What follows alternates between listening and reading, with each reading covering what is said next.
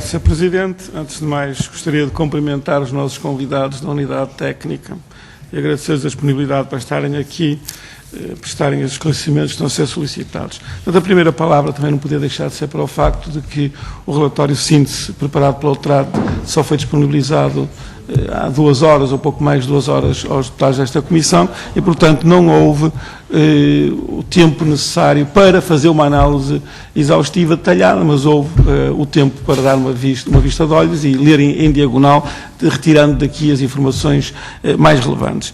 Antes de lhes colocar algumas questões que tinha, gostaria de emitir aqui a opinião do Grupo Parlamentar do PCP relativamente à Lei 22 de 2012, que concerne a relação que tem com o Outrato e no papel que o Outrato tem no âmbito desta lei. Portanto, nós entendemos que esta Lei 22 de 2012 estabelece critérios ou parâmetros, como estão definidos na lei, cegos para a extinção de freguesias, que não têm em conta as especificidades, a identidade, a história, as tradições, a cultura das diferentes freguesias.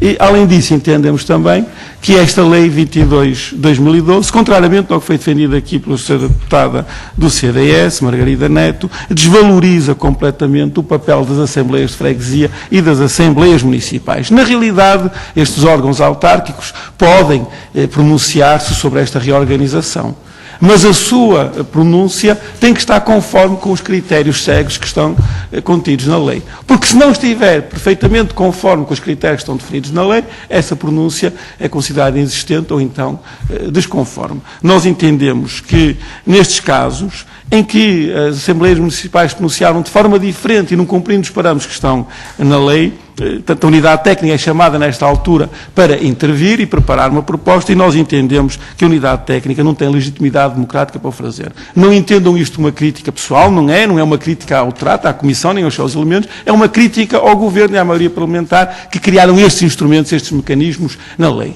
Entendemos que deviam ser respeitadas as pronúncias das Assembleias Municipais, fossem elas de que natureza fossem, cumprindo ou não aqueles critérios, porque são as Assembleias Municipais que têm a legitimidade e o conhecimento do seu território para apresentarem à Assembleia da República propostas de agregação, que em alguns casos poderão as Assembleias Municipais considerar que não deve haver qualquer agregação e se deve manter todas as freguesias, e nós entendemos que a lei devia permitir esta possibilidade. Não permitindo, competiu ao Outrato, nos casos de desconformidade, a ausência de pronúncia, então elaborar a tal proposta que estivesse de acordo com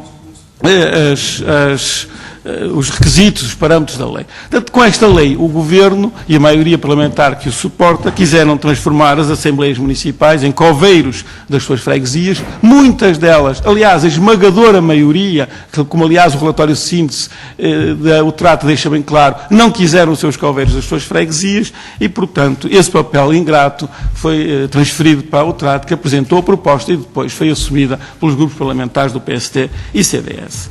Agora, há uma questão que lhes queria colocar, que tem a ver com a forma como estas agregações, e eu estou a utilizar a terminologia constante na lei, embora considere que não se trata de agregação de freguesia, trata de extinção. Mas como estamos a falar concretamente da lei e do processo que foi realizado pelo Outrato, vou utilizar a terminologia da lei.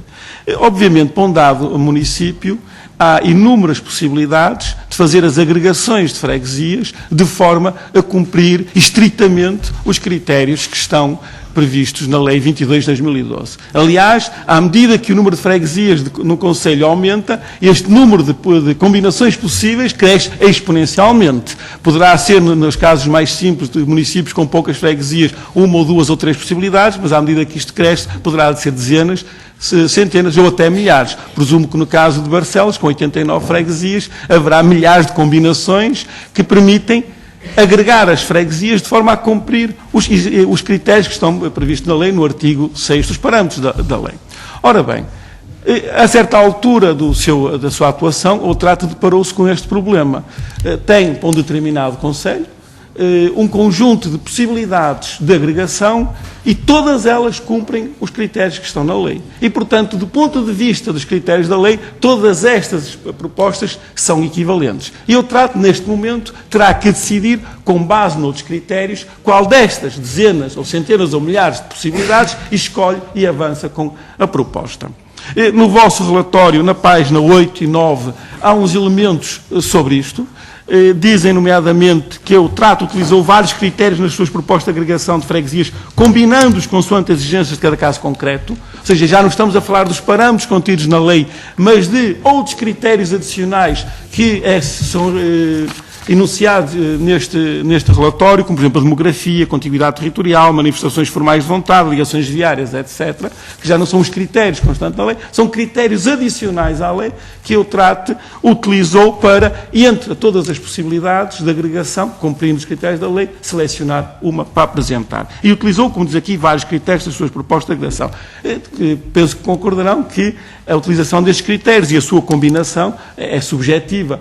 Se utilizassem outros critérios ou outra combinação de critérios, não sairia aquela agregação concreta, sairia outra e ambas cumpririam os critérios que estão estabelecidos na lei. E a pergunta que eu lhes queria colocar relativamente a isto é como é que lidaram com esta questão.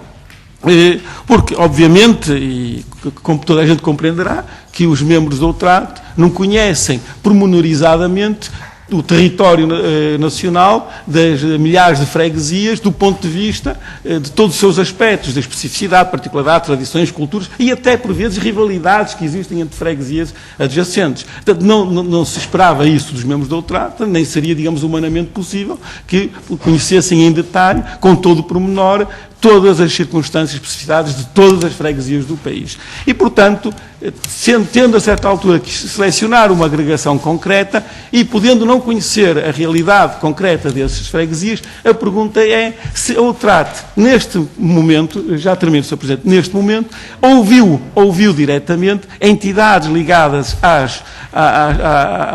às freguesias em questão, especialistas em diversas questões, história, cultura, tradições, autarcas, etc., entidades diversas, conhecendo profundamente a realidade daquelas freguesias a agregar, vos pudessem dar um parecer no sentido de vos ajudar a fazer a tal escolha. Ou se, pelo contrário, se limitaram, como também diz no relatório, a utilizar dados estatísticos do INE e outros elementos, os PDMs, etc., que são referidos no relatório como instrumentos de auxílio para fazer esta análise.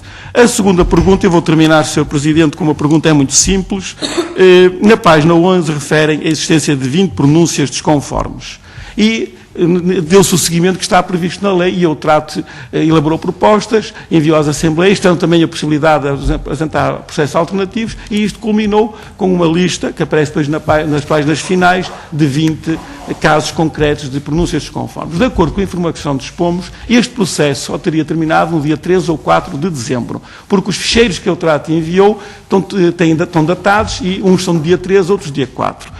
Portanto, o que eu vos pedi era a confirmação, porque a confirmação que o processo concluiu nesta data e, se não confirmar, em que data é que se concluiu. Porque nós sabemos que o PSD e o CDS apresentaram o projeto de lei 320 no dia 29 de novembro. E se esta data for confirmada, apresentaram o projeto de lei de agregação, dizemos nós, extinção de freguesias, antes do TRAT ter concluído o seu trabalho no que diz respeito, neste caso, às pronúncias desconformes. Portanto, pedia esta confirmação. E para terminar, são 30 segundos, Sr. Presidente, pedia só alguma tolerância.